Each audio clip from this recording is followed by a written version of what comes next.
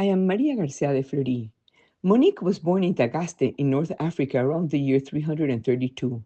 Of Christian parents, she was married to a violent pagan named Patrick, with whom she had three children. The eldest one was Saint Augustine. The other two children were named Navigius and Perpetua. The family always lived together with Monique's mother in law. Patrick was unfaithful to Monique, but she, even knowing it, did not complain, and it was with her sweetness and affection that she managed to influence her husband and her mother in law to convert to Christianity and be baptized a year before Patrick died. When Patrick passed away, Augustine was only 17 years old and was strongly influenced by his peers and followed the Manichaean heresy, which rejected the Bible in favor of a secret path of salvation.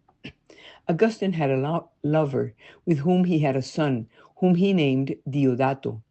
Monique was disappointed that her son was not getting married and cried many tears for him. She stayed closer to him, praying and fasting. Augustine did not like having his devout mother around, so he tried to escape. He got on a ship and sailed to Rome. This deception broke Monique's heart, but she still went along with and followed him. In Milan, Augustine was under the direction of Saint Ambrose, Bishop of Milan.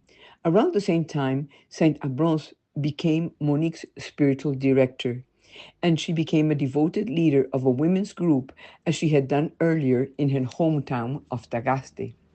Monique persevering in prayer for Augustine during his year of instruction with Saint Ambrose. At Easter in the year 387, Augustine was finally converted and he was baptized with his friends. Monique was overjoyed by this and treated her newly baptized friends like a family. She even chose a wonderful Catholic girl for Augustine to marry. To Monique's astonishment, Augustine had his own intentions and he wanted to give his life to Christ through the priesthood. Many times, many people admire Saint Monique for the deep devotion she showed to God in her marriage and in raising her children. Saint Monique is a guide for those struggling with marital problems, children who have fallen from faith, and victims of verbal abuse and infidelity. She is also the patroness of alcoholic.